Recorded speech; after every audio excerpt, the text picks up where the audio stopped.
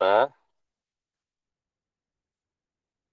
kita nanti malam dan besok malam juga masih ada acara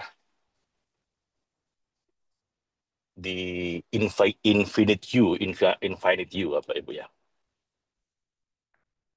Baik, yang punya buku 70 Jalan Cinta Menuju Tuhan silahkan dibuka halaman 39 jalan yang ke-10.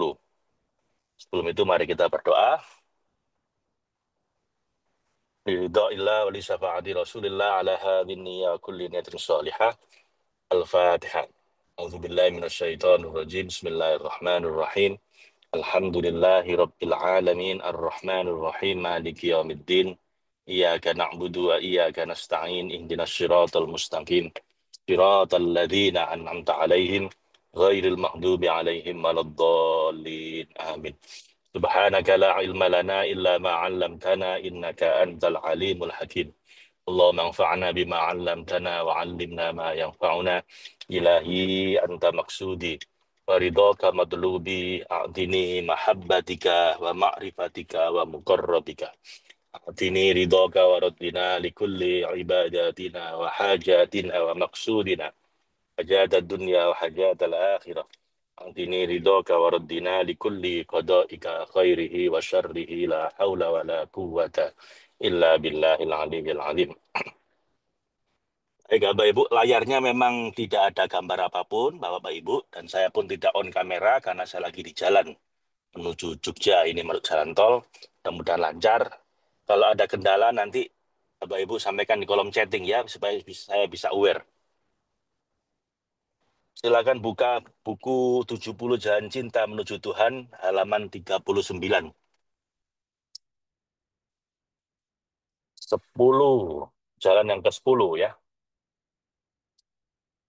tentang 4 level pemahaman.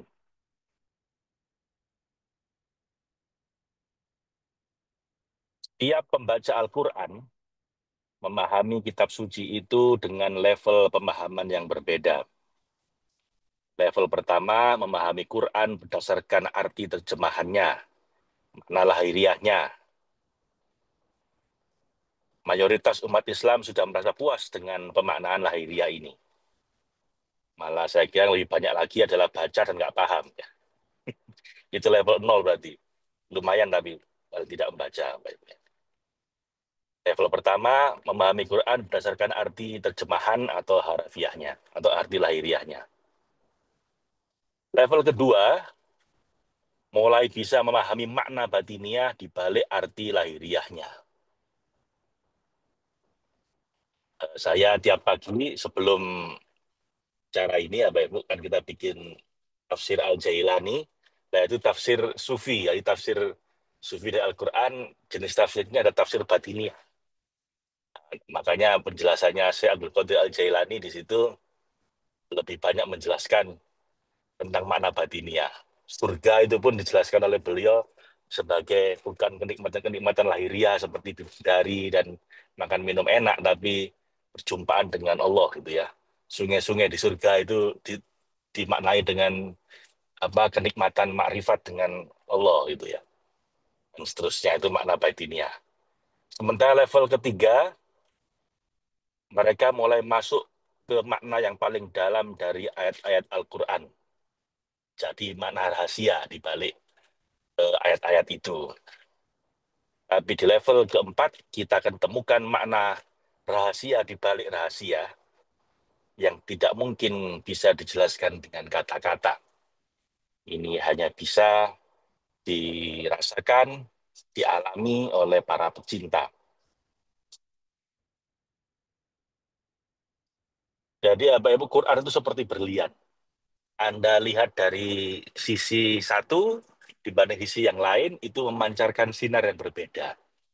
Makanya para ulama itu menafsirkan Al-Quran sesuai dengan keahliannya masing-masing. Ada tafsir yang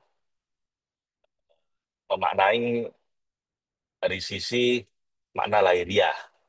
Ada tafsir dari sisi sains. Jawahirul Quran itu tafsir yang apa mengcapture makna dari sisi sains Al-Quran. Ada juga tafsir sufi, tafsir-tafsir yang memanai dari mana-mana batin Al-Quran. Ada tafsir yang dari sisi politik. Itu tafsirnya siapa? Pendiri Ikhwanul Muslimin, Hasan al-Banna, itu cenderung tafsir yang sifatnya dari sisi politik. Kemudian ada juga makna Al-Quran ditafsirkan eh, dari sisi yang lain. Jadi, dan semua tafsir ini bermanfaat, Bapak Ibu, buat kita, supaya kita bisa memaknai Al-Quran dari berbagai macam sisinya, dari berbagai level kedalaman. Karena itu, eh, ngajilah, belajarlah dari berbagai macam ulama, supaya kita dapat wawasan yang luas. Karena kalau tidak, nanti wawasan kita cenderung sempit. Each reader comprehends the Holy Quran on a different level. Setiap pembaca Quran itu memahami Al-Quran di lewat level yang berbeda-beda. On a different level of tandem with the depth of with the depth of his understanding. Jadi tergantung di level pemahaman masing-masing. There are 4 level of insight, ada 4 level pemahaman. The first level is the outer meaning. Level pertama adalah level makna lahiriah. And in the one that the majority of the people are content with. Di level inilah kebanyakan orang udah cukup puas dengan memahami level lahiriahnya. Next is the batin. Level berikutnya adalah makna batiniah, the inner level, level yang lebih dalam. Third, there is the innermost of the internal. Level ketiga adalah level yang lebih dalam lagi. And the fourth, dan level yang keempat, level paling dalam, is so deep, begitu dalam, it cannot be put into words. Tidak bisa diterjemahkan, dimaknai lewat kata-kata lagi. And is therefore bound to remain indescribable. Karena itu, ini adalah makna rahasia yang tidak bisa kita ungkapkan lagi. Hanya bisa dirasakan dan dialami tanpa bisa di-sharing ke orang lain. Latihan ke-10, Bapak Ibu. Bacalah Al-Quran, latihan ke-10 ini, bacalah Al-Quran dan pahami maknanya. Lalu kunjungilah ayat yang sama di lain hari. Sehingga tiba-tiba kita akan mendapatkan pemahaman yang berbeda. Ibarat berlian, Anda akan mendapatkan kilau yang baru, bahkan menemukan warna yang bervariasi ketika melihat dari sisi yang berbeda. Itulah sebabnya ada begitu banyak kitab tafsir. Ayat yang sama bisa memiliki makna-makna indah yang beragam. Ada yang fokus di pemaknaan fikih, mengambil ayat-ayat hukum halal haram dari Al-Quran. Ada yang menemukan isyarat sains di sana. Dia menemukan isyarat-isyarat yang sifatnya saintifik. Ada yang menemukan keindahan sastra dan tata bahasa. Itu tafsirnya uh, Profesor Quraish Shihab itu mengcapture dari sisi sastra dan tata bahasanya. Tapi ada pula yang mendapatkan pencerahan jiwa dari makna rahasianya. Tapi bagaimana kita bisa menyelami lapis demi lapis samudra Al-Quran jika pemahaman level pertama saja tidak dijangkau, lantaran kita terlalu malas atau sangat jarang membacanya. Jadi jangankan memaham maknanya, baca aja jarang, Bapak. Oleh karena itu, ya paling nggak dimulai dengan membaca, Bapak Ibu ya. Dimulai dengan membaca, setelah membaca, mulai belajar tafsir, itu mungkin baca terjemahannya, lalu setelah itu mulai belajar tafsir ke ulama-ulama. Jadi jangan jangan apa jangan berusaha memahami sendiri ya. Nanti salah paham. Perlu ilmu Bapak Ibu. Belajar itu perlu ilmu, perlu guru. Jadi ya kalau bisa dari ulama-ulama yang beragam. Kalian ke-11. cinta hingga merana. Para bidan tentu paham bahwa ibu yang mau melahirkan harus rela merasakan sakit tak terkira untuk memberi jalan buat kelahiran bayinya. Begitu juga kita tidak bisa terlahir kembali menjadi manusia baru, kecuali setelah melewati penderitaan yang dalam. Seperti keindahan makna puasa yang lebih jelas dirasa tatkala berbuka seusai sepanjang siang menahan lapar dan dahaga. Sebagaimana pula tanah liat tidak bisa menjadi vas bunga yang kuat dan kecuali harus dibakar dulu. Cinta pun hanya akan sempurna jika telah melalui berbagai ujian yang menyakitkan. Jadi Bapak Ibu, di jalan cinta jangan takut sakit. Jangan takut menderita, jangan takut patah hati. Memang seperti itulah.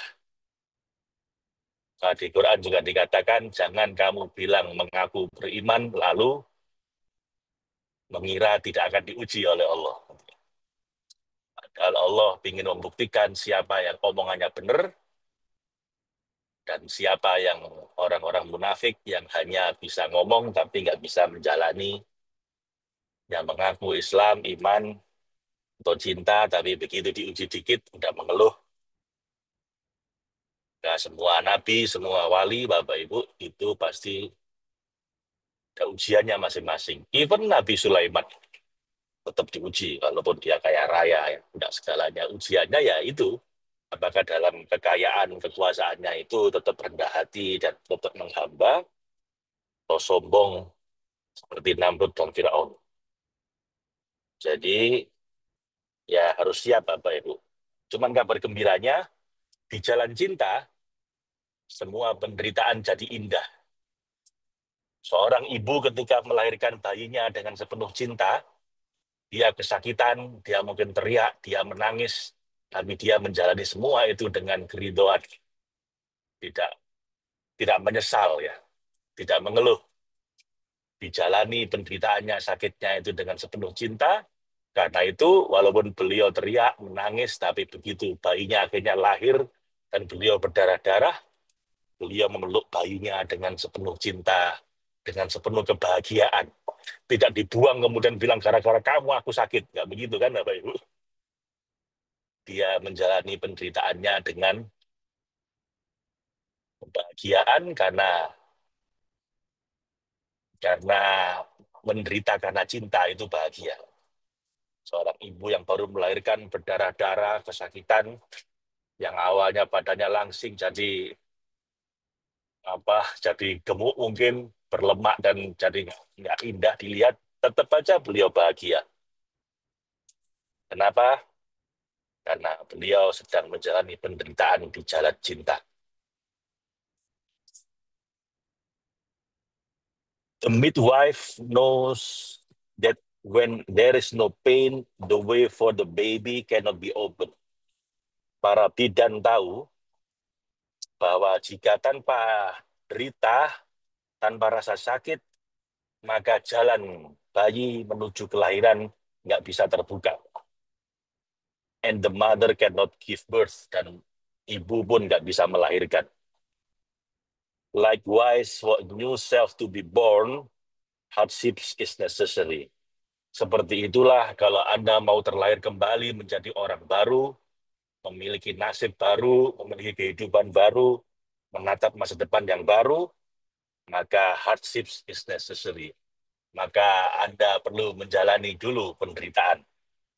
Patah hati dulu, stres dulu, atau mungkin gagal dulu, bangkrut dulu, baru nanti uh, mau terbuka jalan baru. Kalau katanya Stephen Covey itu, every breakthrough is break with. Setiap terobosan itu memutus dulu dari zona nyaman yang lama. Keluar dari zona nyaman yang lama, Anda baru bisa melakukan terobosan. Every breakthrough is break with. Every reconstruction need destruction. Jadi sebelum Anda bisa merekonstruksi, merenovasi rumah secara total, Anda harus menghancurkan rumah lama Anda dulu kan. Kalau renovasinya kecil-kecil, Anda nggak perlu menghancurkan rumah yang lama. Perbaikannya kecil-kecil, ya cukup renovasi kecil-kecil. Tapi kalau Anda mau melakukan renovasi total, membangun rumah baru, ya rumah lama harus dihancurkan dulu. Rekonstruksi butuh destruksi dulu. Just as clay needs to go through intense heat to become strong, sebagaimana tanah liat perlu dibakar dulu sebelum dia jadi keras, jadi kuat, untuk jadi vas bunga yang indah. Love can only be perfected in pain. Cinta itu hanya bisa disempurnakan lewat derita. Jadi pesannya adalah jangan takut menderita, Bapak Ibu. Asal menderita karena cinta, menderita di dalam cinta, menuju cinta, penderitaan itu akan menjadi perjalanan yang indah adanya. Kalau tanya-tanya boleh Bapak Ibu ya, Anda tuliskan di kolom chatting, nanti kalau kita sempat kita akan jawab pertanyaan Anda. Latihan ke-11. Apa penderitaan batin Anda saat ini? Apa kesulitan hidup yang sedang Anda rasakan? Apapun itu, terimalah dengan kedamaian hati, terimalah dengan ikhlas dan penuh keridhaan. Rangkul dan nikmati rasa sakit itu dengan penuh keikhlasan, kepasrahan, dan kecintaan yang dalam. Karena semua pada akhirnya akan berlalu, dan saat itu berlalu, cinta kita akan lebih teruji dan makin sejati.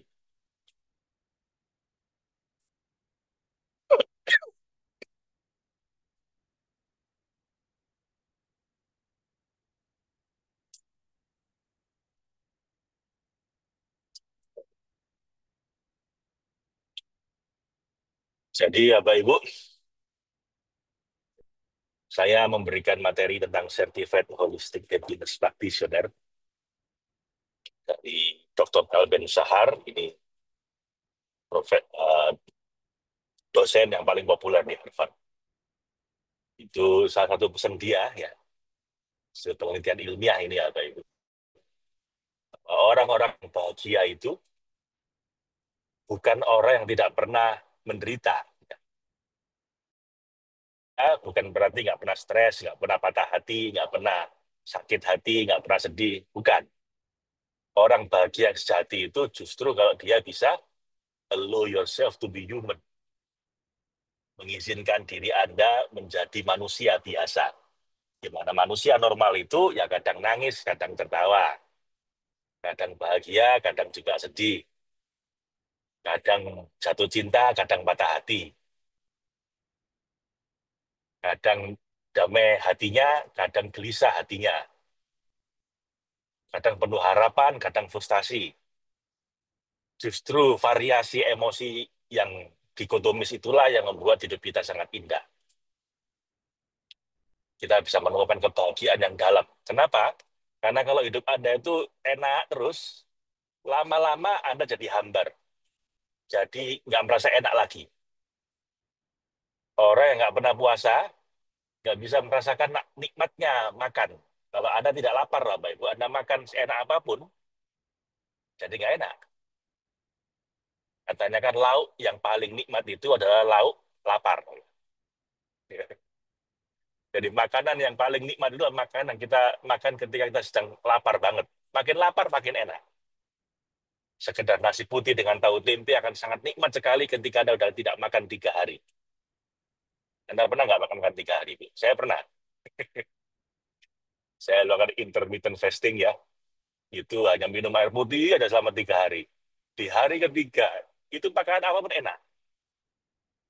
Kenapa? Karena pernah lapar. Karena sedang lapar.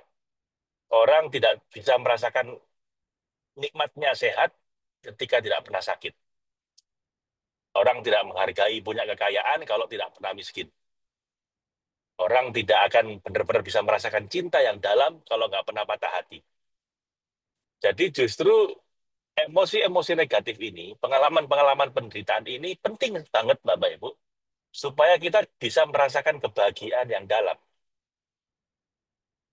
Nah itu jangan takut, jangan lari, jangan dihindari ketika ada penderitaan,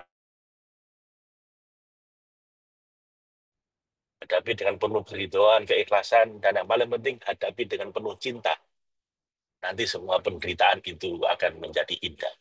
Ya seperti seorang ibu ketika mau melahirkan kan dia bahagia. Ya dia takut, dia sakit, dia menjerit, dia nangis, tapi dia jalani semua derita itu dengan bahagia. Kenapa? Karena menjalani dengan cinta. Buktinya apa? Ya buktinya ketika bayi lahir dirangkul sama dia, bukan dibuang. Dirangkul dengan penuh kebahagiaan dan penuh rasa cinta. Seperti itulah Bapak Ibu. Anggap aja kalau Anda sedang menderita ini Anda sedang ambil mau melahirkan bayi gitu. Rasakan dengan penuh kebahagiaan.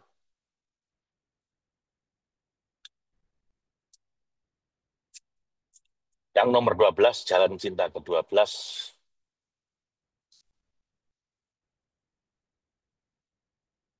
Bapak Ibu yang baru hadir, ini memang tidak ada gambarnya karena saya sedang ada di jalan tol, nggak ada gambarnya, nggak ada gambar saya, karena saya sedang di jalan, Bapak Ibu. Penting Anda dengar suaranya, lalu Anda di depan buku. Makanya penting sekali Anda punya bukunya, Bapak Ibu. Eh, Kali ini saya tidak ada gambarnya. Tapi kalau Anda punya bukunya, Anda bisa lihat halaman 47 sekarang.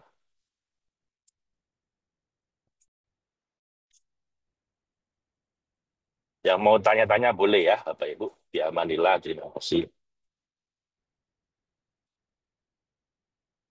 Yang mau tanya boleh ditulis di kolom chatting. Kita masuk di jalan nomor 12.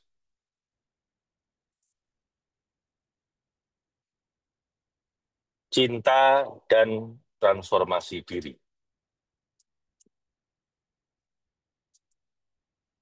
Saat kita menempuh jalan cinta, maka otomatis akan ada banyak hal yang berubah dalam diri kita. Tanpa sengaja kita mengalami transformasi diri. Pada saat rise in love, jadi saya tidak suka menggunakan istilah fall in love. Fall in love itu jatuh cinta. Makanya karena jatuh akhirnya sakit semua. Saya lebih suka menggunakan rise in love, bangkit bersama cinta. Pada saat rise in love, hidup tidak akan sama lagi. Ketika Anda bangkit bersama cinta, hidup Anda tidak akan sama lagi. Kita akan berubah luar dalam lahir batin. Tak ada kesulitan yang menyengsarakan, tak ada kesempitan yang merisaukan.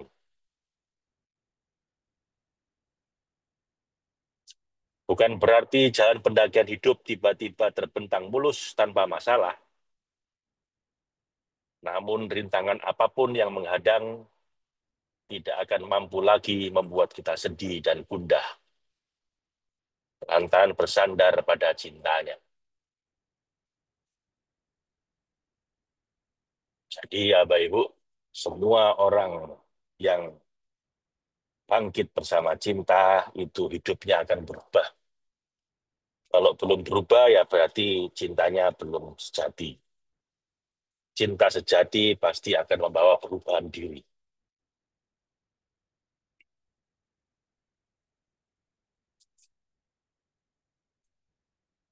Seorang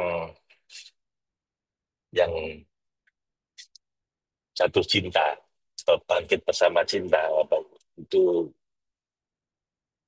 bisa berantakan semua hidupnya, tapi kemudian akan bangkit lagi. Seorang yang disentuh oleh cinta tiba-tiba jadi penyair. tiba-tiba jadi kuat. Yang awalnya penakut jadi hilang takutnya. Yang awalnya pengecut jadi pemberani. Yang awalnya galau jadi hilang semua galaunya. Atau jadi serba galau ya. Jadi nggak ngaruh-ngaruhan pokoknya. Gitu. Ada yang tiba-tiba jadi hebat, ada tiba-tiba jadi hancur. Terus pokoknya akan berubah hidupnya. Jadi kalau hidup Anda belum berubah, berarti Anda belum disentuh oleh cinta.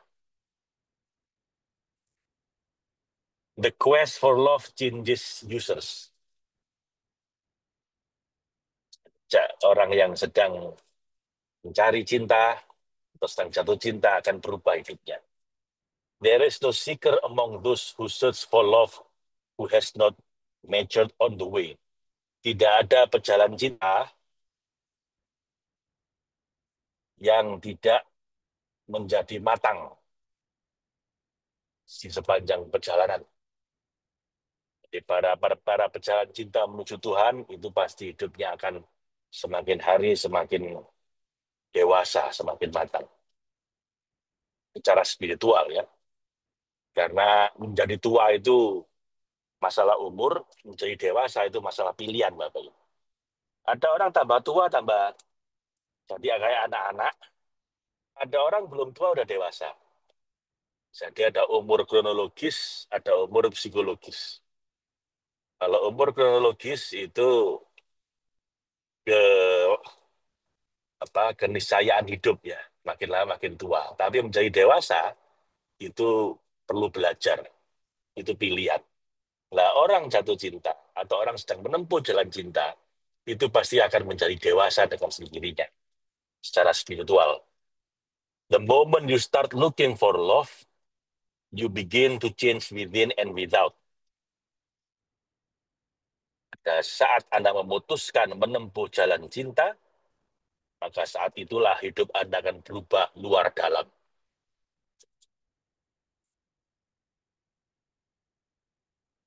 Yang ke-12. Tanyakan ke dalam diri. Setelah segala suka duka ini, semua fase naik turun kehidupan ini, belum saatnyakah hari ini kita bertekad bulat memulai perjalanan menuju cintanya, cinta ilahi, apapun resikonya. Coba tanyakan dalam diri Anda, Bapak Ibu, apakah Anda siap menempuh jalan cinta? Setelah semua yang Anda lalui ini, semua jatuh bangun, ini semua suka duka hidup Anda ini, apa belum saatnya Anda menempuh jalan cinta?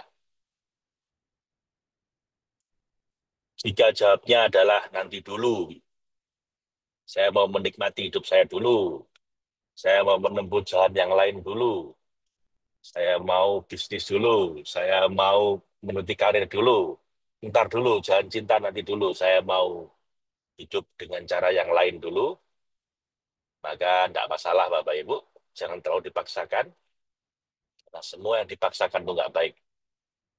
Mungkin kita belum siap untuk all out.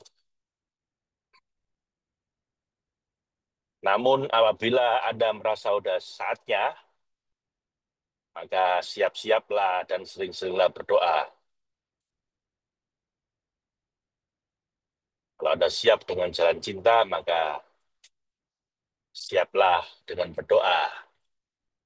Doa yang kita baca tadi di permulaan, Bapak Ibu, ilahi anta maksudi. Wahai Tuhanku, engkaulah maksud dan tujuan hidupku. Waridhoka matlubi, dan keridhoanmu lah yang aku dambakan. Dini mahabbatika wa ma'rifatika wa muqarrabika. Karuniakanlah aku kecintaan padamu dan cintaku padamu. Dan juga kemakrifatan padamu dan kedekatan denganmu, ya Allah. Dini ridhoka wa ruddina likulli ibadatina wa hajati. Karunialah aku, ya Allah, keridhoanmu padaku dan keridhoanku padamu atas semua ibadah penghambaanku, harapan dan cita-citaku. Baik itu untuk kepentingan dunia maupun akhirat. Ini ridhoka wa rabbina likulli ibadatina wa hajatina wa maksudina hajatat dunya wa hajatal akhirah. Ini ridhoka wa rabbina likulli qadaika khairihi wa syarrihi.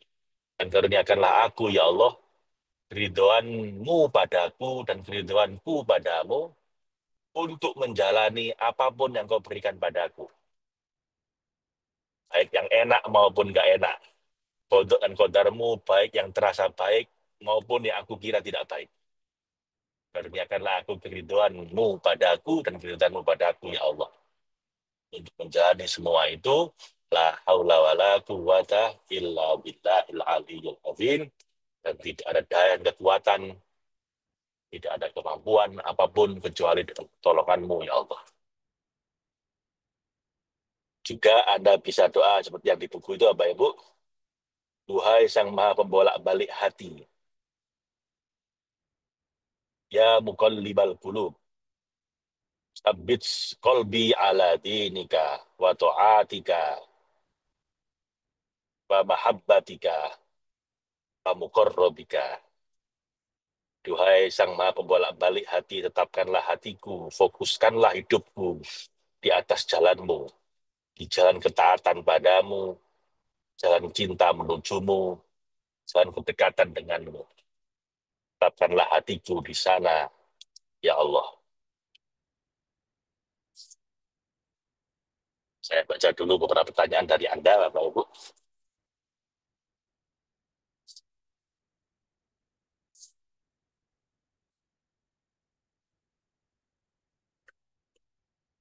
Izin bertanya, gimana supaya istiqomah dalam mencintainya? Bapak Ibu, istiqomah itu ada dua macam ya. Istiqomah dalam amal tertentu, jadi Anda puasa Senin Kemis, istiqomah Senin Kemis terus. Atau mungkin baca Quran satu hari satu juz, istiqomah baca Quran satu hari satu juz terus. Atau tahajud 12 rakaat, seperti itu. Saya dulu memahami istiqomah seperti ini. Sehingga akhirnya apa jadi berat deh. Karena saya itu secara natural lah, Pak Ibu, orangnya mudah bosen. Jadi akhirnya susah kalau istiqomah jenis ini. Sampai guru saya bilang, istiqomah itu nggak harus begitu, kata beliau. Istiqomah itu nggak harus dalam amal, tapi istiqomah dalam jalan. Gitu. Maksudnya apa? Jadi saya berusaha istiqomah di jalan cinta menuju Allah. Tapi kendaraan yang saya gunakan bisa macam-macam. Kayak sekarang ini, saya ke Jogja. Kendaraan saya sekarang mobil. Tapi kadang-kadang saya pakai pesawat, kadang-kadang pakai bis. Mungkin suatu hari saya mau lari ke Jogja. Lari ultramaraton ya. Jogja Semarang itu ada larinya Bang. Berapa kilo itu. Jadi jalan kendaraannya bisa beda-beda, amalnya bisa beda-beda, yang penting jalannya konsisten. Nggak belok. Nggak mau ke Jogja tiba-tiba saya belok ke Surabaya. Nah itu nanti nggak ketemu nanti.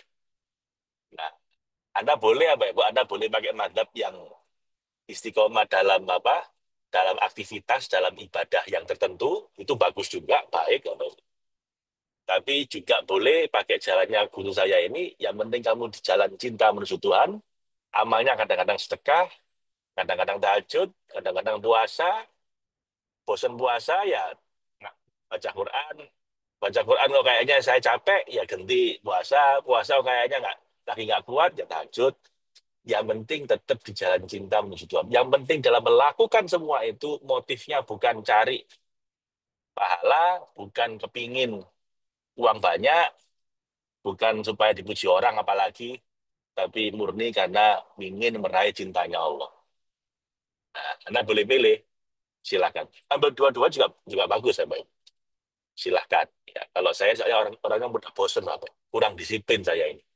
Jadi saya memilih maknaan istiqomah lewat jalur jalan cinta menuju Tuhan. Amalnya bisa bervariasi. Allah itu menciptakan pintu surga dari berbagai macam jalan. Karena ya orang itu seleranya macam-macam. Ada yang kuat puasa terus. Tapi kalau disuruh tahajud ngantuan. Ada yang kuat tahajud, tapi kalau suruh puasa nggak kuat, lapar jadi nggak bisa kerja. Ada tahajud nggak kuat, puasa nggak kuat, tapi rajin sedekah. Ada yang sedekah, sedekah wajib aja, zakat. Karena mungkin secara natural mungkin agak pelit.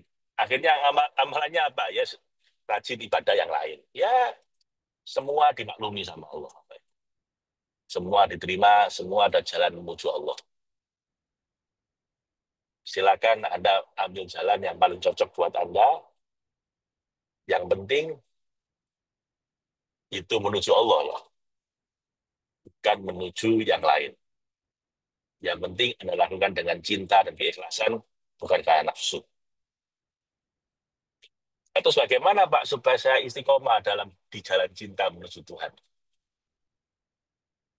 Kalau yang Anda artikan istiqomah itu pokoknya jalan terus menuju Allah, nah itu gampang. Tadi itu, Anda bosan variasikan amalannya, yang penting niatnya harus lurus terus. Tapi kalau yang Anda maksud istiqomah mencintainya itu Anda terus merasakan sensasi, feeling jatuh cinta, atau merasakan terus kedekatan dalam kecintaan pada Allah. Nah, ini yang Anda minta hal yang besar, Bapak. Kalau Anda terus menanjak rasanya cintanya menuju Allah ini terus apa volumenya tinggi, ini tanda-tanda umur Anda nggak panjang. Pedot lama-lama nanti. Nyawanya karena nggak kuat badannya menanggung rasa kerinduan sama Allah. Jadi ada baiknya kadang digas, kadang direm. Jadi kalau yang Anda maksud jalan cinta ini adalah rasa yang terus spiritual ecstasy, yang benar-benar merasakan terus rasa cinta sama Allah, lama-lama nanti Anda jadi majdub, jadi jadab. Jadab itu kehilangan akal. Ada beberapa para wali Allah itu yang mengalami ini. Hilang akalnya, gila sudah. Ya, tapi ya gila dalam cinta. Dan karena stres ya. Itu beda level ya. Nah, terserah Anda mau gimana. Saya tidak menyarankan Anda merasakan terus cinta yang apa dengan tegangan yang tinggi terus itu nanti kehilangan kewarasan kalau gitu kehilangan kehilangan badan Anda, roh Anda terbang alias mati ya.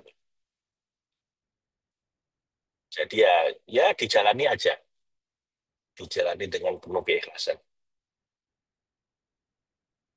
Bagaimana caranya memberi energi vibrasi kepada klien agar dapat mencintai penyakitnya? Bapak Ibu yang dicintai bukan penyakitnya ya. Kalau Anda mencintai penyakit sakit terus nanti.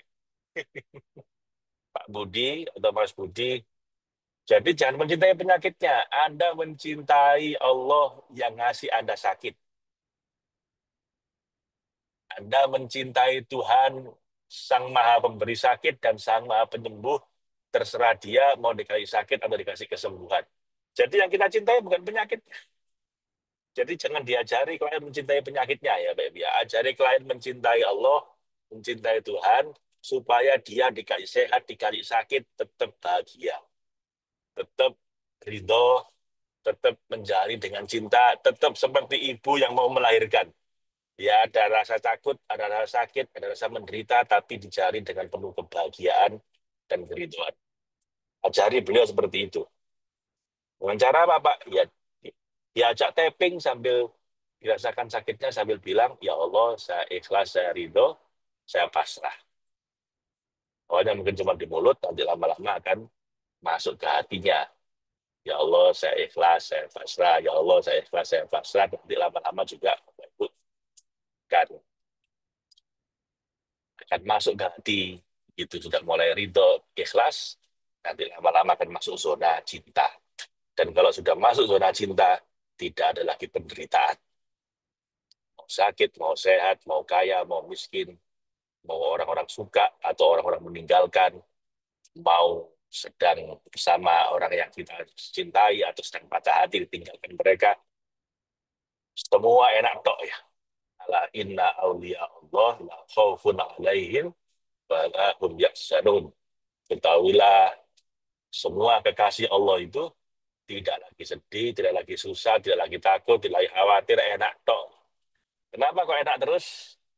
Ya karena dia pada kekasih Allah ini menjalani hidupnya dengan sepenuh cinta. sepenuh kerinduan. Sehingga apapun yang terjadi, nggak ada yang bisa menyakiti dia. Sakit bisa menyakiti fisiknya, tapi tidak bisa menyakiti hatinya. Kehilangan uang bisa menyakiti dompetnya, tapi tidak menyakiti ketenangan hatinya. Ditinggalkan istri, suami, anak, orang yang dicintai bisa membuat dia sedih, tapi tidak sampai membuat dia jadi mengeluh. Jadi emang kuncinya Bapak Ibu adalah kalau kita sudah rise in love with God, bangkit bersama cinta sama Allah. Itu Bapak Ibu ya. Kadang ada keraguan bangkit bersama cinta karena takut menderita. Bagaimana Pak Faiz? Ibu Karni Artini. Ya, nanti Anda belum siap, ya tidak apa-apa. Jalani hidup normal aja dulu. Namanya orang belum siap bagaimana Bapak Ibu? Ya. Karena kalau Anda sudah jatuh cinta atau rise in love, Bapak Ibu, itu semua ketakutannya hilang. Anda akan rela rela menjalani apapun. Tapi kalau Anda masih takut-takut, ya berarti belum. Ya, tidak apa-apa, jalani normal aja.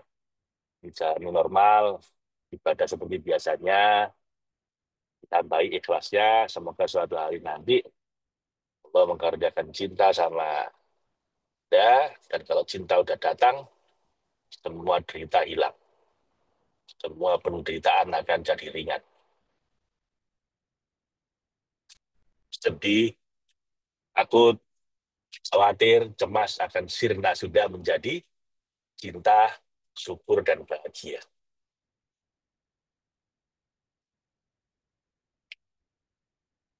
Ini bis.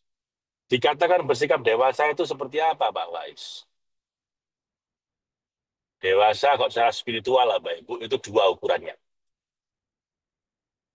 Jadi dewasa ini kan macam-macam. Dewasa secara psikologis, itu Anda bisa allow yourself to be human, gitu ya. Merangkul semua emosi Anda, baik yang enak maupun gak enak. Kalau kanak-kanakan itu, kalau enak ketawa, kalau nggak enak, nggak terima. Mengeluh. Kenapa sih saya pakai stres? Kenapa sih kok nggak ditinggal orang saya cintai? Kenapa sih kok saya patah hati? Nggak terima. Itu berarti masih anak-anak. Udah dewasa, Bapak Ibu, semua Anda rangkul. Enak, nggak enak, Anda rangkul semuanya. Kenapa? That is life. Ya, emang hidup kayak begitu. Gabi kusi, gabi gam, kata orang India ya. Sometimes bad, sometimes good. That is life. Normalnya hidup kayak begitu. Dan udah dewasa secara psikologis. Kalau ada dewasa secara spiritual, Bapak Ibu, ukurannya dua, katanya eh, para apa para psikolog ya, dan juga para pejalan spiritual itu dua, Bapak Ibu. Yang satu, yang pertama, Anda menemukan your meaning of life. Jadi orang dewasa secara spiritual itu dia tahu hidup dia ini untuk apa. Apa hal-hal paling penting dalam hidupnya akan dia belain, bahkan kalau perlu nyawanya diberikan. Apa yang memberikan makna dalam hidupnya. Ikigai, atau orang Jepang. Ketika dia bangun tidur, dia tahu kenapa saya mau menjalani hidup saya hari ini, dan seterusnya. Apa yang mau saya belain mati-matian. Itu your meaning of life. Temukan itu. Kalau saya, simple lah, Pak Ibu. Meaning of life saya adalah logos. Loving God, blessing others, self-improvement.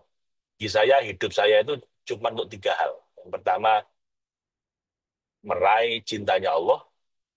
Yang kedua, ngasih manfaat terbesar buat sebanyak mungkin makhluk Allah yang lain. Yang ketiga, memperbaiki diri terus-menerus. Baik kalau mati dalam kondisi yang terbaik, husnul khotimah dalam pelukan cintanya. Logos, loving God, blessing others, self-improvement. Dan menjalani logos itu dengan joyfully, dengan penuh kebahagiaan. Apapun yang terjadi.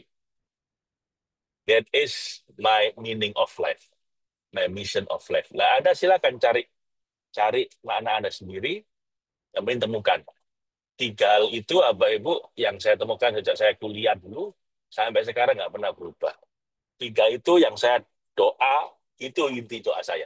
Doa yang lain cuma perincian. Saya menjalani semua aktivitas saya ini, mau ke Jogja ini, mau di Jakarta, mau menikah, mau bermain, mau apapun, intinya tiga itu. Segala aktivitas yang nggak ada kaitan dengan tiga itu, saya anggap nggak relevan. Penting. Termasuk mau bermain, rekreasi, nonton bioskop, macam-macam, ya tetap aja kepentingannya itu. Karena kita juga perlu recovery ya, Bem. Jadi jangan sepaneng terus, juga perlu relax. Anda temukan ada apa? Anda nggak harus niru saya, Mbak Ibu. Niru boleh, nggak niru juga boleh. Tapi yang penting, you need to know what's your meaning of life. Itu bukan kedewasaan yang pertama. Yang kedua, Mbak Ibu, kedewasaan yang kedua, setelah Anda tahu dan paham dan menghayati benar sampai ke tulang-tulang Anda, makna hidup Anda atau misi hidup Anda. Yang kedua adalah Anda jalani hidup Anda moment by moment as a miracle. Katanya Albert Einstein, ada dua cara menjalani hidup. Yang pertama, menjalani hidup dengan memandang semua ini biasa saja, atau Anda menganggap hidup Anda itu tiap momen hidup Anda sebuah keajaiban. Coba Bapak Ibu Anda rasakan. Hidup Anda ini ajaib nggak? Kalau Anda menganggap hidup Anda ini biasa saja, berarti Anda saat spiritual masih anak-anak. Tapi kalau Anda menganggap setiap nafas yang Anda tarik dan hembuskan itu sebuah keajaiban, kita sudah dewasa secara spiritual.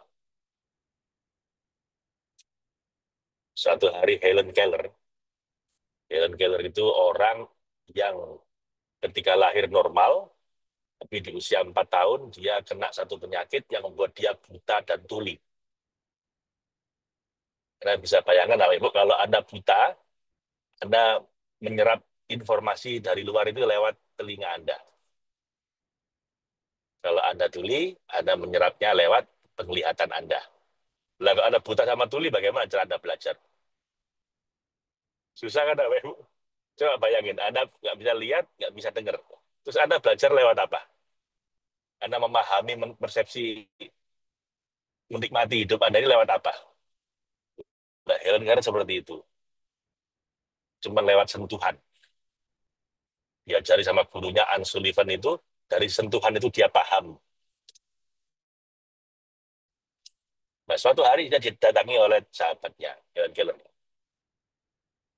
Bertanya ke sahabatnya, apa yang kamu lihat? Apa yang kamu dengar di sekitarmu ini? Karena saya nggak bisa lihat, nggak bisa dengar, katanya. Kalau sahabatnya bilang gini, life as usual, dia bilang. Nggak ada yang istimewa, biasa aja, dia bilang. Lalu Helen Keller marah, Bapak. How come? Gitu. Kok bisa? Bagaimana bisa? Kamu itu bisa melihat, bisa mendengar, lalu melihat, mendengar semua keindahan alam ini, kamu anggap seperti biasa, nggak ada yang istimewa. Kok bisa kayak gitu? Loh, saya ini yang buta dan tuli, itu merasakan keindahan hangatnya sinar mentari pagi itu, merasa bahagia luar biasa. Lah kamu yang bisa lihat matahari dengan menyinari semua keindahan alam ini kamu anggap biasa saja. Saya yang nggak bisa mendengar kicauan burung, suara hembusan angin, itu bisa merasakan keindahan alam ini hanya lewat sentuhan saya saja. Itu saya bisa melihat, merasakan dengan mata batin saya that life is so beautiful. Bahwa hidup itu sangat indah. Lah kok kamu yang bisa lihat, bisa dengar kok bilang semua biasa saja. Apa hatimu udah mati, Bang? Apakah kemanusiaanmu sudah mati suri? Jadi dia bilang, kawan, lihatlah lagi hidupmu ini. Kamu bisa melek matahari ini, melihat semua keindahan alam ini. Apa nggak ajaib ini? Kamu bisa mendengar lagi pagi ini setelah mati tadi malam, nggak bisa dengar apapun dalam tidurmu. Itu kamu nggak merasa ini ajaib? Ya, bilang begitu apa ini. Jadi, let we live our life as a miracle in every moment. Jangan take it for granted. Jangan anggap semua ini biasa saja. Jangan semua ini normal seperti biasanya. Jangan, kata dia. Dia bilang begini, saya berharap semua orang itu pernah mengalami dalam satu fase hidupnya itu paling tidak pernah buta dan tuli 3 hari aja, dia bilang.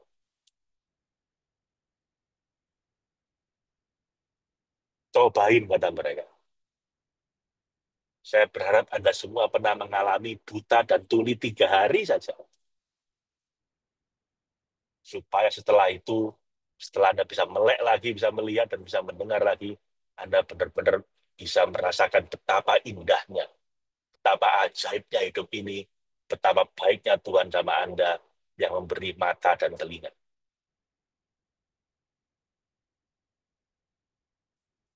Seperti yang saya rasakan sekarang. Walaupun saya nggak pernah bisa melihat dan mendengar lagi, tapi saya bisa merasakan that life is so beautiful, that bahwa hidup saya begitu diberkati oleh Tuhan. Jadi ya Bapak Ibu, tanda kedewasaan spiritual seseorang adalah dia menghargai setiap nafas dia. Anda menghargai setiap nafas Anda, setiap momen dalam hidup Anda sebagai momen keajaiban. Dan Anda mensyukuri itu, menikmati itu, merasakan itu dengan penuh kebahagiaan. Pertanyaannya pendek, jawabannya panjang. Boleh share doanya Pak? Tadi ya, Bapak, ini kan kita rekam Bapak Ibu ya. Bagi teman-teman yang ikut Divine Love Initiation, Anda dapat rekamannya semua. Dari awal kemarin sampai terakhir nanti. Total saya kira ada 20-30 kali pertemuan nanti ini. Anda akan dapat semuanya ketika Anda ikut event Divine Love Initiation.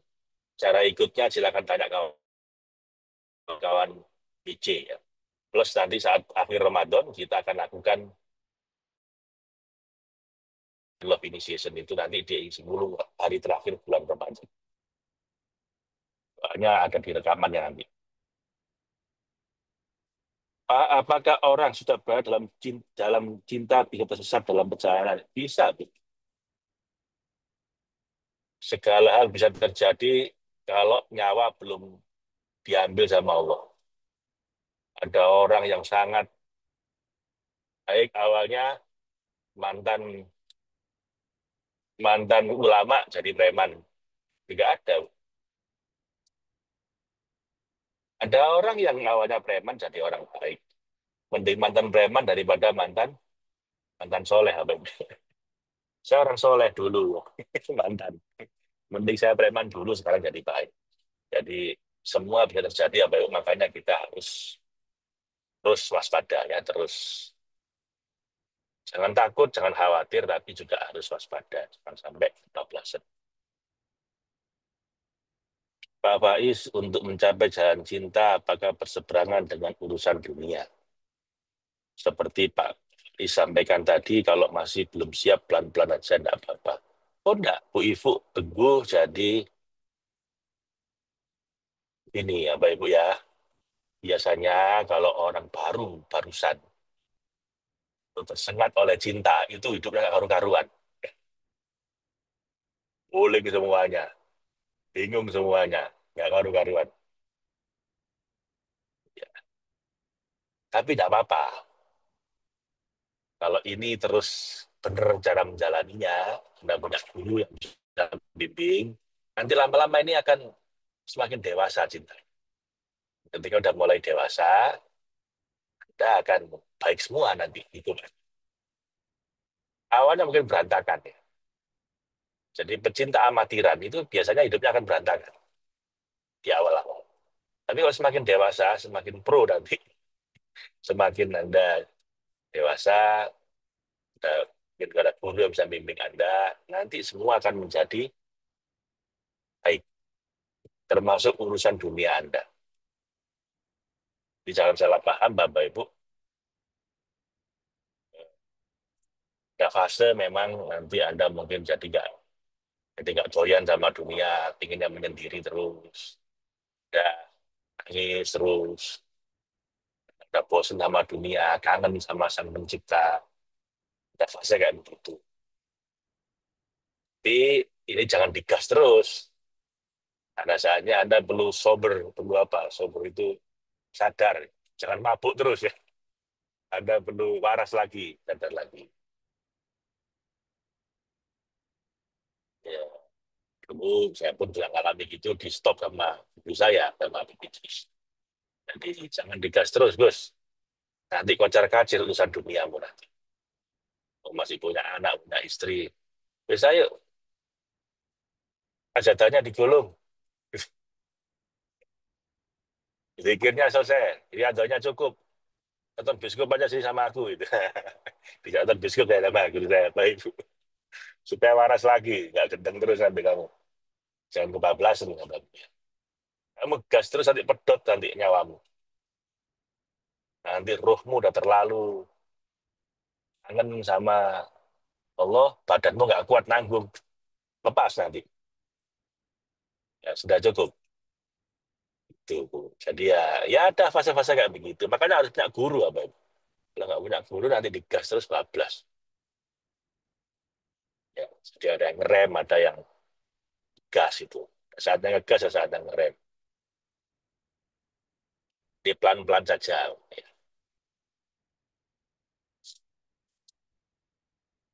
Bu atau Pak Ahmad Zayuni. Bapak usiaku 65 tahun. Saya tahun 2020 pernah operasi lambung bocor. Sekarang saya kena saraf kejepit. Sudah 3 tahun, sudah dioperasi, tapi belum sembuh juga. 1 tahun lalu saya pernah kena serangan stroke ringan. Sekarang kaki dan tanganku berkebas-kebas seperti tusuk-tusuk. Bagaimana biar sehat lagi caranya? Terima kasih, Bapak. Nah, kalau tanya healing, Pak Ahmad Zayuni, tempatnya ada di training. Trainingnya di Training Total Solution, tanggal ini saya ke Jogja menuju tempat training. Bapak dari di mana lokasinya? Kalau Bapak di Jogja, bisa ketemu saya di Jogja ini. Sabtu sama Minggu ini, 22, 23 no, Februari ini. Atau kalau jauh, Anda bisa ke Jakarta tanggal 15-16 Maret di bulan puasa. Bisa datang ke Jakarta atau online. Karena ini ada caranya, Pak. Pak Ahmad Zayuni, ini ada caranya, ada praktek-prakteknya. Saya butuh 2 hari untuk ngajari Anda. Karena Bapak sakit yang macam-macam ini ya. Ini ya hadirlah, ikutlah belajar di training Chef Total Solution 22-23 Februari ini di Jogja atau 15-16 Maret di Jakarta atau online. Di situ kami ajari lengkap, Pak, selama 2 hari penuh, bagaimana cara mengatasi sakit-sakit Anda itu, baik fisik maupun emosi. Lalu Anda juga bisa bagaimana bantu orang lain, bagaimana terapi anak-anak, bagaimana menterapi jarak jauh, dan lain sebagainya, termasuk sakit kronis yang Bapak alami sekarang ini. Gitu ya, Pak Ahmad Zayuni, sampai ketemu di training Chef Total Solution.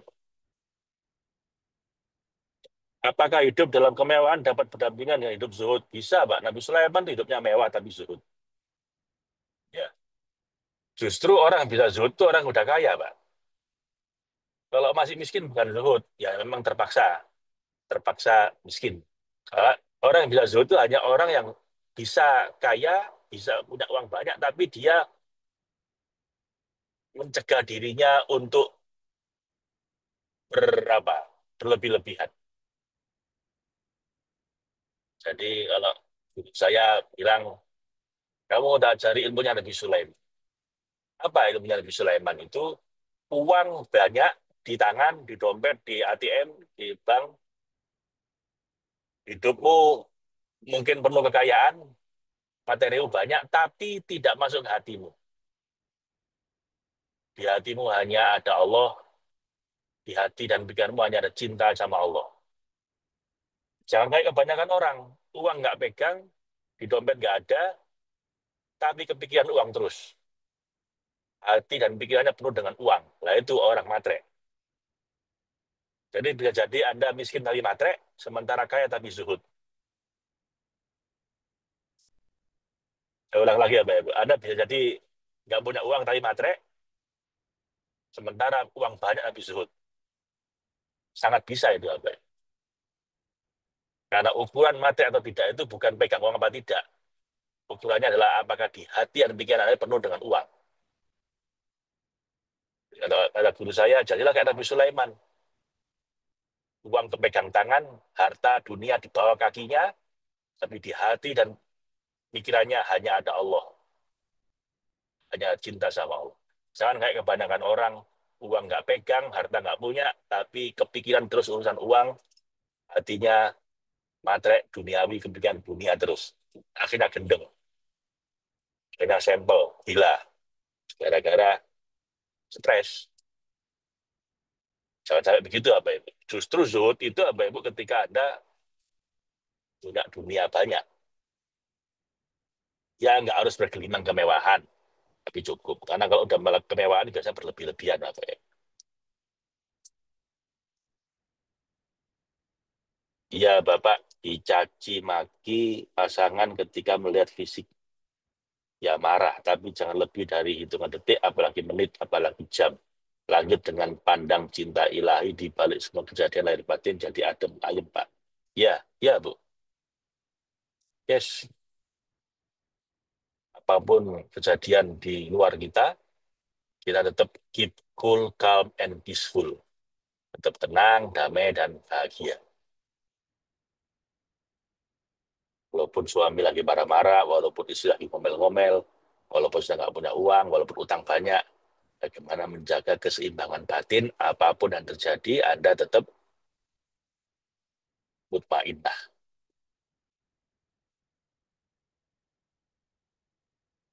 Ikhlas, ridho, pasang surutnya cinta. Yes.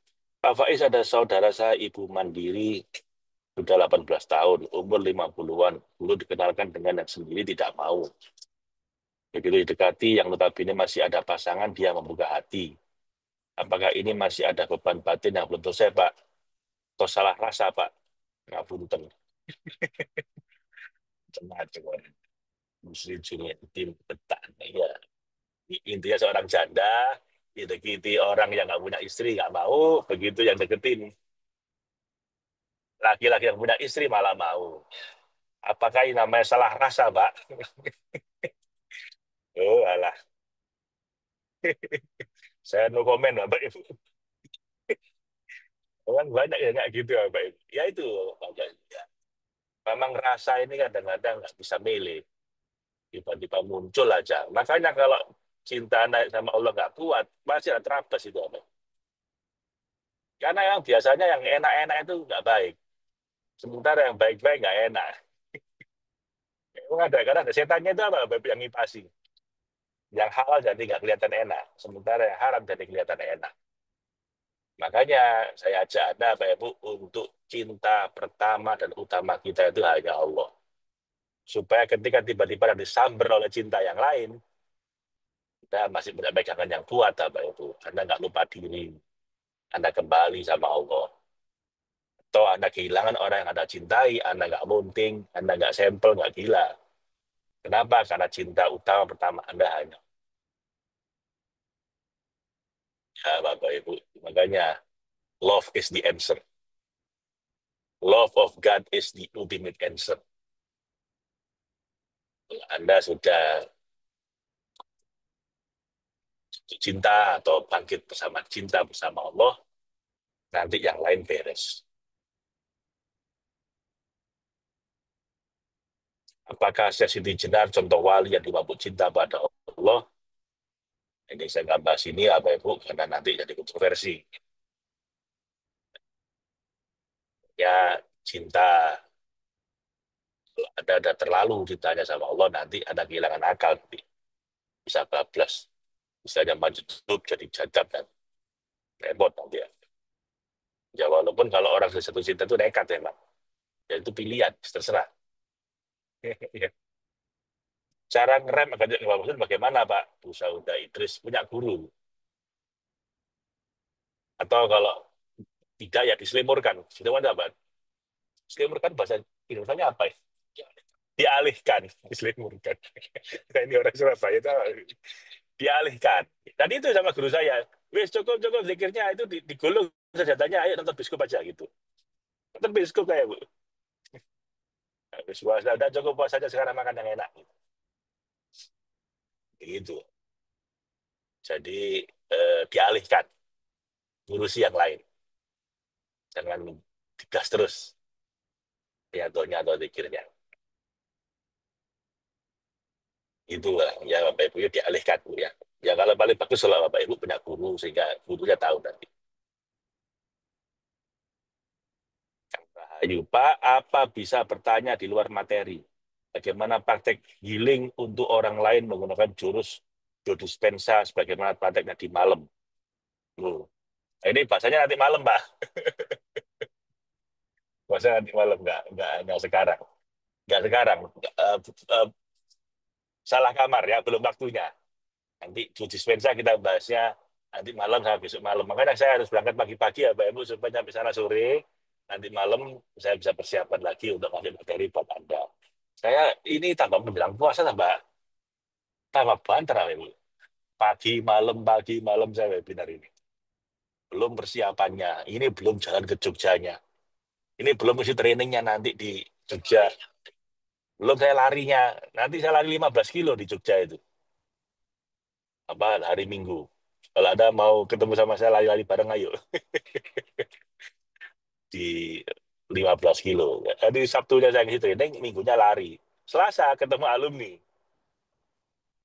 Online pagi malam. Anda bayangin sendiri gimana capeknya. Doakan saya sehat Bapak Ibu. Bagaimana cara memberi energi vibrasi pada klien agar dapat mencintai penyakitnya? Itu saya bahas tadi ya. Jangan dicintai penyakitnya.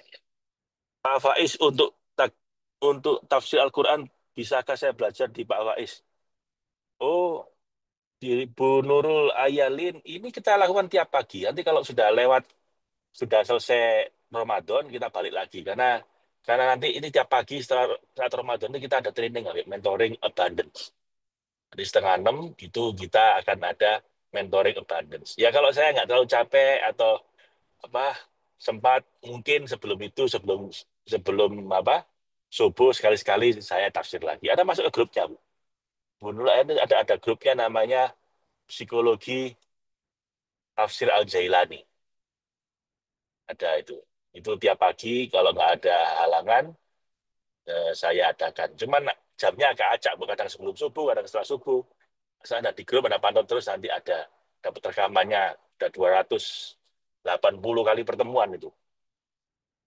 Dan tidak berbayar, Bu. Tidak berbayar. Jadi ada, cuman jangan salah paham ya, saya apa, tidak seperti ini. Membahasnya secara lebih dalam. Tafsir Al-Jailani itu cuman saya baca. Tidak saya kasih komentar apapun. Kenapa? Karena ini perintahnya guru saya. Jadi ceritanya, Mbak Ibu, saya tuh ketemu salah satu guru saya namanya Syekh Fadil Al-Jailani. Beliau ini cucu ke-25 dari Syekh Abdul Qadir Al-Jailani. Seorang profesor juga yang meneliti tentang karya-karya beliau sampai ke puluhan, mungkin ratusan perpustakaan di seluruh dunia. Salah satunya ada karyanya Syekh Abdul Qadir Jailani itu yang tidak ada, hilang manuskripnya, ternyata disimpan di Vatikan. Di perpustakaannya Paus Vatikan. Tidak untuk umum. Itu perpustakaan tidak untuk umum, nggak dibuka untuk umum, hanya untuk internal saja. Tapi gara-gara beliau adalah cucu sang penulis, diizinkan masuk ke situ dan mengcopy manuskripnya sehingga jadilah tafsir Al-Jailani. Nah, saya diijazai langsung oleh beliau untuk belajar ini. Satu hari saya ketemu beliau, saya bilang, Syekh, saya mau riado di tempat beliau dan di Istanbul ya, kediamannya. Saya mau riado 40 hari jika diizinkan. Lalu beliau bilang, boleh, tapi kamu hatamkan dulu baca tafsir Al-Jailani karya kakek saya. Kalau baca sendiri itu ngantuk, sampai males, saya ngajak-ajak orang. Nah, grup pembaca tafsir Al-Jailani. Tafsirnya ini agak unik, Bapak Ibu. Karena ini tafsir batin, jadi saya pun banyak nggak paham istilah-istilahnya. Tapi pokoknya saya baca sampai hatam mudah-mudahan. Jadi itu saya cuma baca, nggak saya komentarin apapun. Anda boleh boleh beli tafsirnya itu dan ada terjemahan bahasa Indonesianya. Cuman terjemahannya ini agak unik. Saya juga agak tanya ke yang penerjemahnya ini terjemahannya banyak bikin saya bingung. Kata beliau apa? Wis, itu adanya Mas. Kami pun yang penerjemahnya pun juga bingung karena ini tafsir-tafsir apa tafsir agak berat. Jadi udah saya baca aja. Sekarang sudah sampai jilid yang kelima dari 6 jilid. Udah hampir surat Al-Waqiah. Jadi kalau Anda mau ikut silakan. Ada grupnya dan itu gratis. Dan ada rekamannya dari awal dulu sampai sekarang sudah pertemuan ke 280-an.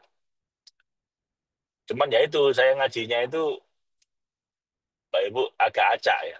Kadang sebelum subuh, kadang setelah subuh. Gitu. Kadang saya ada acara lain, jadi nggak bisa. Nggak, sekarang ini kan nggak bisa, jadi saya nggak ngaji itu. Silakan, dulu ya kalau mau ikut. Tanya ke teman-teman IC nanti dimasukkan ke dalam grup Tafsir Al-Jailan. Bu Fufi, bahwa doa keridhaan tadi itu saat apa dan kapan diamalkannya? Bebas, Ibu. Bebas. Kalau saya ya, saya baca ketika ngaji ini, sudah ketika habis sholat, senyamannya Bu Fufi. Bu Eneng, kemarin saya menemukan quote, the day blind man sees, the first thing he throws away is the sticks that has helped him all his life. Bagaimana menurut Bapak? Oh, ini intinya adalah apa? Habis manis pak dibuang, ya Bu ya. Ya udah nggak butuh gimana masa dipakai terus. Ya walaupun itu konotasinya jelek ya, kadang-kadang orang bangsa.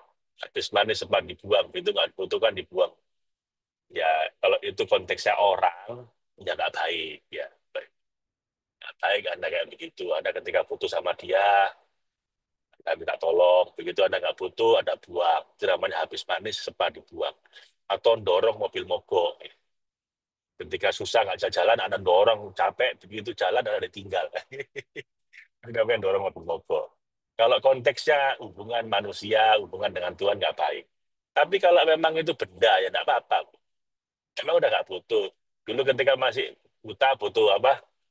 Butuh stick, butuh tongkat untuk bantu dia. Begitu udah bisa melihat ya dibuang tongkatnya. Kalau dibuang mau dipakai apa? Kenang-kenangan dah. Ya nggak apa juga saya mau kenang-kenangan. Itu konteksnya Bu ya. Jadi kalau untuk benda nggak apa-apa sih. Walaupun ada orang juga yang suka memorabilia ya. Ini kenangannya banyak. Ini adalah, oh itu boleh juga gitu. Itu Mas Ilham Habibie, apa Ibu ada lihat dia selalu pakai jam tangan dua. Jam tangannya dua, kiri kanan. Lucu ya. Dia bilang jam tangan satu ini untuk lihat waktu, satu lagi jamnya bapak saya. Dia, ini jam tangannya Pak B.J. Habibie. Jadi kalau saya lihat jam tangannya bapak saya ini, itu bukan untuk lihat waktu, tapi untuk mengenang ayah saya. Dia juga kayak gitu. Ini berarti termasuk orang yang suka memorabilia. Kalau saya sih nggak terlalu suka memorabilia. Namanya benda ya sudah. Ini tempat sering saya kasih-kasih kan orang gitu. Barang-barang saya itu. So, Bapak Ibu, itu konteks saya. Terima kasih. Pak Ahmad Musodik, Pak Faiz, terima kasih saya 2 kali mengikuti, selebihnya saya mengikuti yang umum gratisan. Tapi saya merasakan manfaat dan sekarang mulai merasa tenang dan bahagia. Mohon ikhlas dan ridhonya. Alhamdulillah, silakan Pak Ahmad Musodik. Bapak Ibu, kami itu bikin banyak sekali webinar gratis. Bukan hanya untuk kepentingan bisnis. Ya, memang ada kepentingannya, karena biasanya setelah kita gratisin, kita nawarkan yang berbayar. Tapi di luar itu, karena kami supaya ada pahalanya juga, Bapak Ibu. Supaya ngasih manfaat banyak orang yang walaupun dia nggak ikut bayar. Lihat kami itu. Kami niru Google. Google itu kan perusahaan di mana dia bikin minimal 7 produk yang dimanfaatkan minimal 1 miliar manusia dan yang manfaatannya gratis. Ya, Bapak Ibu. Saya kuliah S2 di Singapura, suatu hari diajak ke Google, kantornya Google. Diceramai sama karyawannya. Kami ini punya tekad hanya akan bikin produk yang kira-kira penggunanya minimal 1 miliar manusia. Dan kami gratiskan. mengambil manfaat utamanya itu gratis. Kami hanya ngambil uang bayaran dari orang-orang yang mau premium, yang mau upgrade ke VIP. Yang nggak mau upgrade nggak apa-apa, nggak kami musuhi juga. Kami layani sepenuh hati kami. YouTube, Bapak Ibu, kan gratis. Anda bisa lihat apapun film di situ, dari mulai pendidikan sampai hiburan, pengajian, sampai maksiat juga ada di situ semua, Pak. Tinggal Anda memilih yang mana. Gratis. Bermiliar manusia manfaatkan itu gratis. Padahal dia mahal itu biayanya, servernya. Loh, dia dapat uang dari mana untuk bikin servernya? Dari yang bayar. Siapa yang bayar? Contohnya saya, bayar. Saya YouTube itu bayar. Kenapa? Karena saya nggak pengen lihat iklan. Karena waktu saya lebih berharga dibanding uang. Daripada waktu saya habis untuk lihat iklan, mending saya skip iklannya, saya bayar. Tiap bulan saya bayar. Berapa? 100.000 atau berapa gitu. Tapi kan bermiliar manusia, lihatnya gratis. Karena dia dapat iklan, ya gratis. Google Map, kami ke Jogja ini pakai Google Map apa? Supaya nggak nyasar. Kalaupun tahu jalannya, supaya tahu mana macet apa tidak. Gratis nggak? Bayar kan gratis. Ya. Terus dia dapat bayaran dari mana? Nah, nanti yang suruh bayar tuh Gojek gitu. Gojek kan pakai Google Map misalnya untuk mappingnya itu, nah dia bayar karena dia juga dapat bayaran dari situ. Di partner-partner bisnis yang butuh mapnya dia itu yang suruh bayar. Orang mau iklan, ya suruh bayar. Tapi niru itu apa ya mungkin. Karena kami bikin banyak. Ini 11 kali gratis. Anda nggak perlu bayar apa ya, cara ini. Padahal effort saya lumayan besar ini. Saya bahkan kan sebenarnya kan mending saya tidur di mobil daripada saya ngaji gini ya, Ibu. Tapi kan saya ingin bermanfaat buat Anda. Nanti malam gratis, 4 malam berturut-turut. Padahal itu saya susah payah. Saya beli 8 juta itu materinya online. Udah gitu belajarnya lebih repot lagi saya. Di tengah kesibukan kayak kayak gini saya harus belajar. Kita gratisin. Tiap minggu kita bikin webinar gratis juga.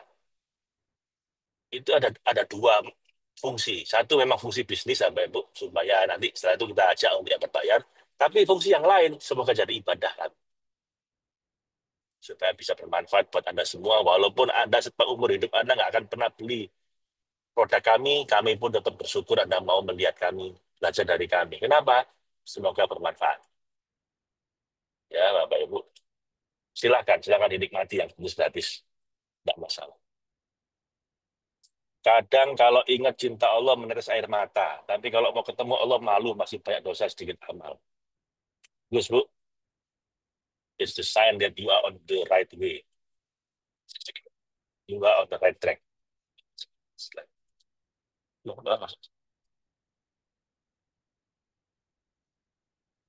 Jadi tidak masalah Bu, emang begitu. Justru kalau Ibu nggak malu dengan dosa, ya berarti Ibu ya tahu malu nanti. Ini saya mau masuk rest area Pak Ibu, udah jam 6.50, jadi kita selesaikan 10 menit lagi ya. Supaya Indonesia, saya di fase bingung dan hati merasa kurang yakin. Tapi saya ingin dekat sama Allah, merasa takut ditinggal, tapi beribadat terasa berat. Tidak apa-apa, Bro Indonesia ya. Ibu ikut aja ngaji ini terus, semoga makin lama makin masuk ke hatinya, makin bisa ikhlas, makin bisa menikmati ibadahnya. Sedetik pun, semenit pun, kau jangan lupa pada aku. Engkau lupa aku. Bagaimana ini, Pak? Oh, enggak sih. Anda lupa udah berjam-jam, Pak. Tuhan nggak pernah lupa sama Anda. Kalau Allah sekeras itu, Pak, wah kita semua dilupakan sama Allah, hati semua kita. Pak Indra Kusuma, itu kalimat, Bapak Ibu, untuk para kekasihnya Allah. Yang zikirnya itu udah daim, zikirnya itu sudah sampai setiap nafas, setiap detak jantung. Tapi kalau untuk orang awam, saya kira kok berhari-hari lupa sama Allah, ya Allah tetap sayang sama dia, tetap dikasih makan. Ya, jadi Bapak Ibu, Allah itu memperlakukan hambanya sesuai level spiritualnya. Maha maklum, semua diperlakukan seperti ini, Pak. Mati semua kita. Ini hanya untuk para kekasihnya Allah. Pak Pak, mohon maaf, berapa admin trainingnya online, Mbak Budi? Silakan tanya ke kawan-kawan IC ya. Saya alumni Abundance 2023, mendapatkan Get the Feeling rasa cinta. Tapi memang saya paling sulit sekali rasanya istiqomah. Kadang rasa itu muncul, kadang hilang. Tapi pas dengerin sound Sunny Morning yang di setel saat latihan, langsung muncul lagi rasa itu. Bagaimana, Pak? Muncul rasanya masih besar. Tidak apa-apa, Bu. Itu namanya anchoring. Tidak apa-apa. Itu namanya anchoring. Begitu Ibu dengar musik itu, Ibu langsung ingat. Bagus. Ya, lakukan aja terus. Tidak masalah. Ya, tidak masalah, Bu. Cuman kalau bisa makin lama makin mandiri. Jadi nggak harus pakai musik. Ya, jadi nggak masalah, Bu. Normalnya kita kayak begitu. Nabi pernah, sahabat beliau mengeluh, Nabi saya ini kalau ikut sama engkau, sama Anda, ngaji sama Anda, wah saya tuh gak lihat surga, takut neraka, bertakwa sekali. Saya udah kembali ke pasar, sering kayak lupa Nabi. Kayak Nabi, nggak apa-apa, normalnya begitu. Kalau kamu bisa terus merasakan cinta sama Allah 40 hari, malaikat turun nyalami kamu, kata Nabi. Jadi nggak apa-apa, normalnya manusia kayak gitu. Stabil, pelan-pelan, terus apa itu. Makanya kita ngaji kayak gini nih, apa ya, Bu? Supaya kita ingat lagi, ingat lagi. Iya, sibuk sekali jaga kesehatan, Pak. Amin. Terima kasih. Semoga Bapak sehat selalu, amin. Untuk masuk grup gimana, Pak? Caranya tanya ke kawan-kawan IC, kawan-kawan eh, yang Anda kenal siapa, tanya ke mereka, nanti akan dimasukkan ke dalam. Al-Quran disebutkan Allah memberikan kekayaan dan kecukupan. Maksudnya gimana, Pak? Ya, maksudnya Anda akan kaya dan cukup kalau Anda menghayati Al-Quran. Ya. Dan kaya itu tidak harus berkelimang harta, Pak Ibu. Ya. Kaya dan cukup itu pokoknya butuh apa, cukup. Jadi kalau misalnya kok belum merasa kaya dan merasa cukup, ya berarti dalam Al-Qurannya belum. Silakan didalemin lagi Al-Qurannya. Bagaimana masukkan dalam hati untuk bisa mendapat cinta Allah? Lah ini kita dalam proses, Pak Amran. Ini dalam proses. Nanti di 10 terakhir, 10 hari 10 hari terakhir bulan Ramadan, nanti kita adakan acaranya. Menanam bibit, menanam benih cinta ilahi di hati kita. Namanya Divine Love Initiation. Tanyakan ke kawan-kawan kantor, kalau mau ikut itu bagaimana caranya. Yang kita lakukan sekarang ini dalam rangka itu. Dalam rangka memasukkan dalam hati ini, Bapak Ibu. Persiapan. Saya ini sebelum Ramadan menyiapkan tanahnya. Supaya nanti ketika bibitnya ditanam ini nggak mati, Bapak Ibu. Nanam benihnya, itu nanti di 10 hari terakhir bulan Ramadan. Dalam event yang namanya Divine Love Initiation. Tanyakan ke kawan-kawan IC untuk bisa ikut itu. Ini saya fokus menyiapkan lahannya supaya ketika ditanam, bijinya nggak mati. Beli tafsir Al-Jalani di mana, Pak? Tanyakan kawan-kawan IC. Saya nggak jualan sebenarnya, Ibu. Saya cuma bantu jualkan penerbitnya. Penerbitnya kebetulan alumni. Nah, Nafis itu alumni kami, dan beliau adalah perwakilan Syekh Al-Jailani di Indonesia, di Asia Tenggara. IO-nya beliau, jadi beliau yang menerbitkan tafsirnya. Nah, kalau mau beli, boleh. Cara belinya bagaimana, tanya ke kawan-kawan di kantor, karena saya nggak hafal nomor teleponnya. Ingin ikut di grup tafsir Jailani, bagaimana, tanyakan ke kawan-kawan IC, nanti dikasih linknya, di-share. Oh, itu udah ngasih linknya itu. Mas Akbar ya kayaknya, ngasih linknya. Apa, tafsir Jailani. Tapi ingat tahu Ibu ya, itu saya nggak teratur ngasihnya. Kalau kalau longgar waktunya, kadang sebelum subuh, kadang habis subuh, dan saya cuma baca tafsir itu. Tidak saya komentarin apapun daripada saya salah nanti. Apa Nabi Adam diciptakan dari ruhnya Allah? Apakah itu salah satu Allah menyuruh malaikat dan iblis untuk bersujud pada Nabi Adam? Manafahnahu min ruhi. Saya kira itu. Saya kira begitu, Bu. Cuma ini nggak perlu saya bahas lebih dalam, nanti orang salah paham. Pak, selama ini yang dipahami jamaah Toriko masih seputar wirid dengan dari guru dengan jumlah hitungan. Dan memang rasa di hati itu masih hambar, Pak. Itu, Pak Faiz, insya Allah saya mulai belajar memahami maksud dan tujuan Toriko, termasuk larangan makan dan di ruang gelap. Matur sembah nuwun, Pak Faiz. Terima kasih. Bersama, Bu.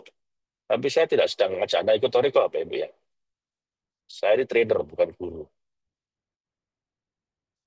Tabarakallah, insya Allah diberi banyak kelebihan oleh Allah. Amin.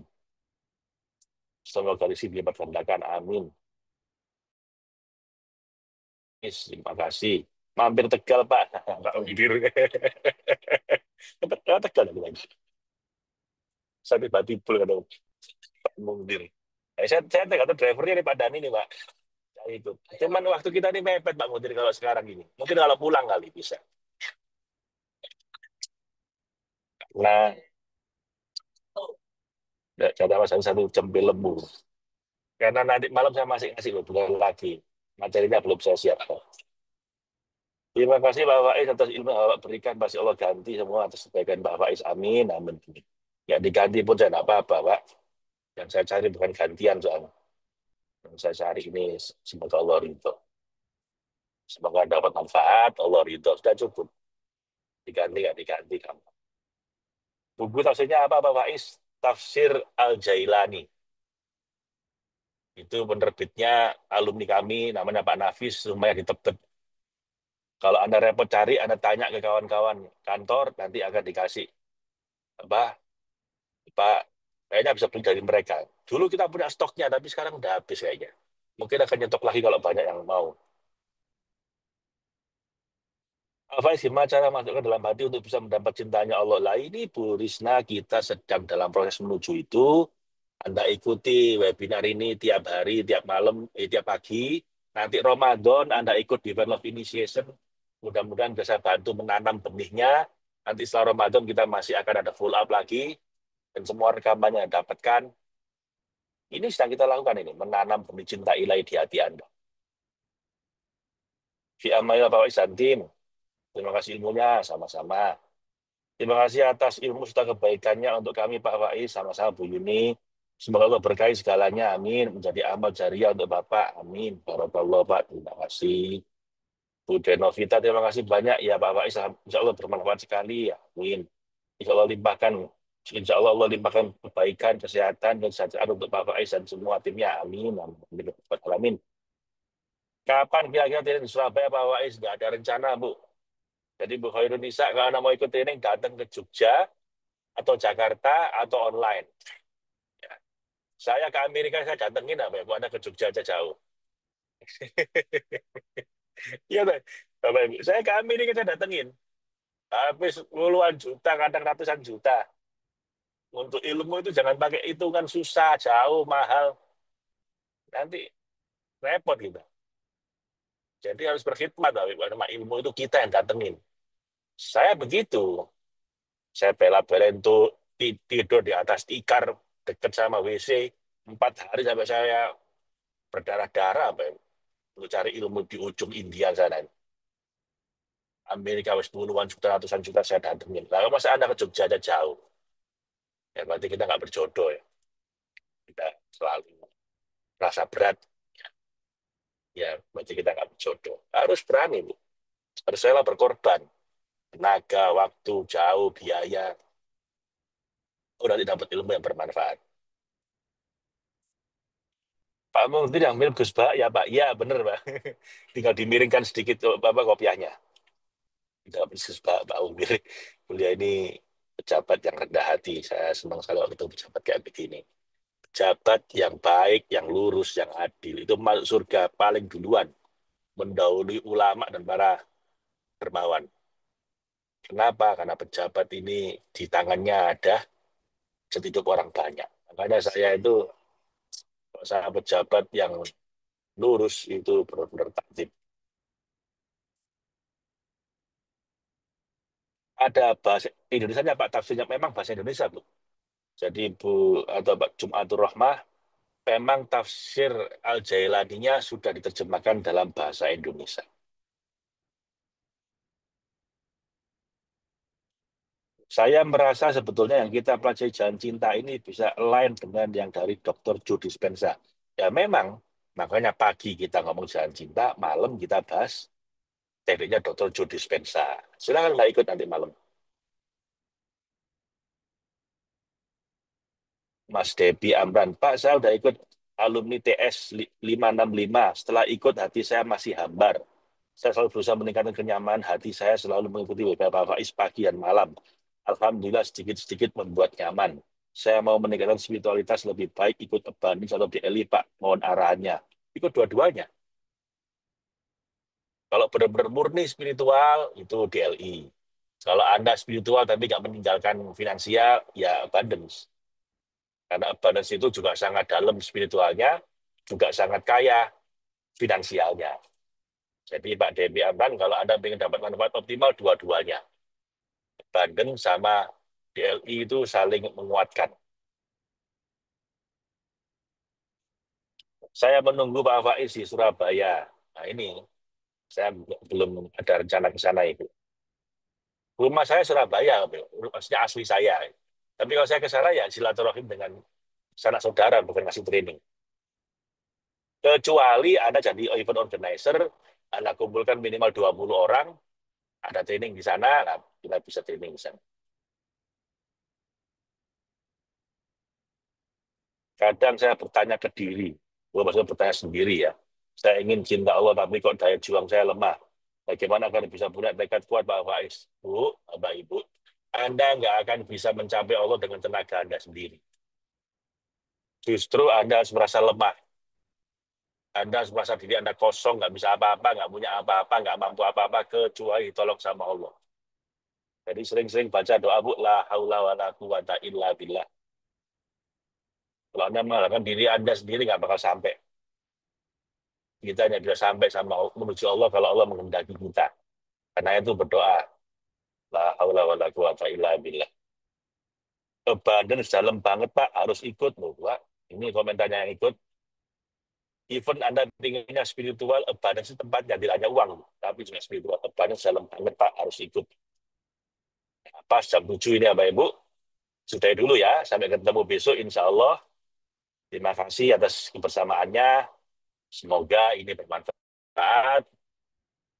Alhamdulillahirrahmanirrahim. Assalamualaikum warahmatullahi wabarakatuh.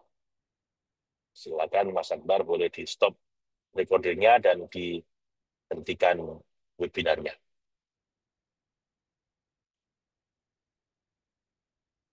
Mas Akbar mungkin bisa di stop recordingnya dan diputus webinarnya. Terima kasih Bu Tati. Terima kasih. Waalaikumsalam. Terima kasih.